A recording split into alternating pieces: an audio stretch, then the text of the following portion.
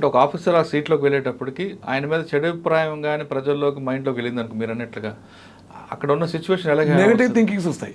ఈయన ఏం చేసినా నెగిటివ్ దృక్పథం చూస్తారు. అది ఇది ముందర ఉంటుంది కదా మురళి. అవును, ఈ పేపర్ స్టేట్మెంట్ ముందర ఉండి ఈయన మంచి చేసినా చెడుగా వికృతంగా వస్తుంది, అలా ఆలోచిస్తుంటారు. అట్లా ఆయన హడ్డిల్స్ ఏర్పడతాయి, చేయలేడు.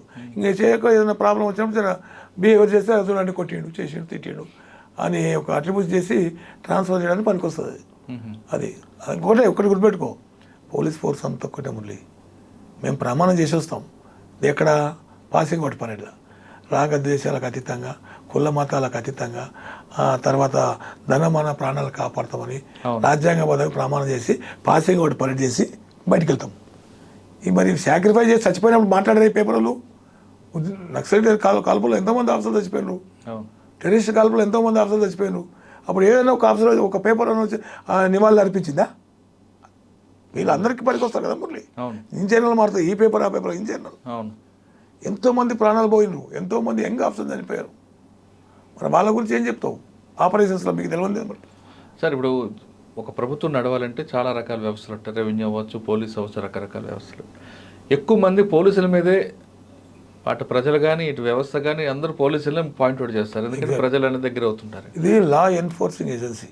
పబ్లిక్ పాలసీస్ను ఏమైనా డిఫర్ అయితే పీపుల్ ఆ పాలసీలను ఎన్ఫోర్స్ చేయడానికి ఫోర్స్ యూజ్ చేస్తారు వీళ్ళు. అక్కడ సెకండ్ ఒపీనియన్, మన పబ్లిక్లో ఒపీనియన్ చేంజ్ అవుతుంది. ధర్నాలు చేస్తున్నావు, రాస్తారోకోలు చేస్తున్నావు, మాప్ డిస్బర్స్లో కొంచెం హై హ్యాండెడ్ ఏమైనా ఉంటే చూడండి గవర్నమెంట్ పెట్టి కొట్టించింది. Government appears in the shape of uniform.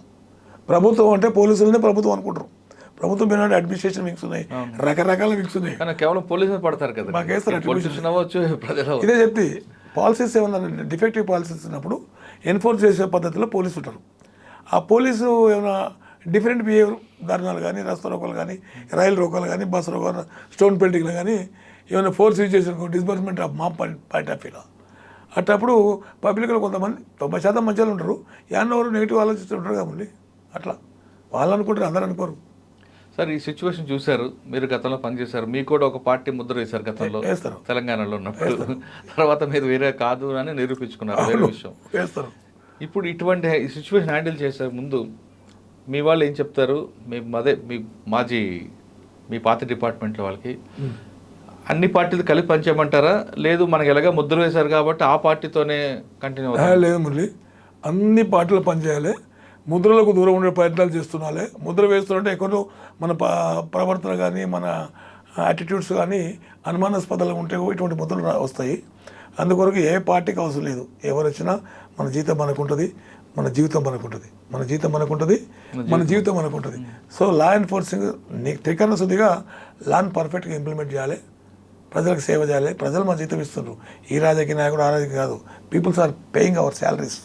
వాళ్లకు సేవ చేసే దృక్పథంతోనే సేవ చేయాలి గట్టిగా తప్ప అట్రిబ్యూషన్స్కి ఒక ఆస్కారం ఇవ్వకుండా అటువంటి దానికి దూరంగా ఉండాలని చెప్పేసి నా విన్నపం మా ఫోర్స్. సార్ ఇప్పుడు బీజేపీ మేడం లెటర్ రాశారు కదా, ఈ లెటర్ రాయడం వల్ల ఆవిడ గెలిచే అవకాశం ఉంటుంది అంటారా? ఆవిడ ఒకవేళ ఈసీ స్పందించి వాళ్ళ అనుకూలమైన వ్యక్తులు పెడితే అక్కడ గెలుస్తారా ఆవిడ, లేదా పార్టీ సిద్ధాంతాలతో వెళ్తేనే గెలుస్తారా?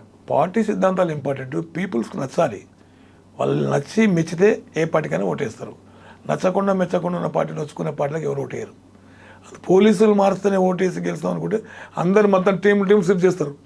వచ్చినాక మొత్తం రైల్వే వ్యాగన్లు ఎక్కించి పంపినట్లు పంపుతారు మొత్తం. అట్లా కాదు, పోలీసులు టచ్ చేయకుండా అందరితే పోలీసు మీరు రాయడం అంటే పీపుల్స్ అబ్జర్వ్ చేస్తున్నారు, ప్రజలు అబ్జర్వ్ చేస్తారు. పోలీసు మీద స్టోన్ పడితే అగ్నెస్ట్ ఒపీనియన్ ఉన్న ప్రజలు కూడా అరే వీళ్ళు ఏం చేస్తారా, ఓట్లు వేస్తారా, ఎందుకంటే రాస్తున్నారు, రాజకీయ నాయకులకి ఏం పని లేదు అన్నట్లు వాళ్ళ ఒపీనియన్ చాలామంది వినపడే. మీతో కొంచెం మాట్లాడినా అడిగినా 2-3 అడుగుతా స్టూడియోకి వచ్చేప్పుడు అడిగి వస్తారు.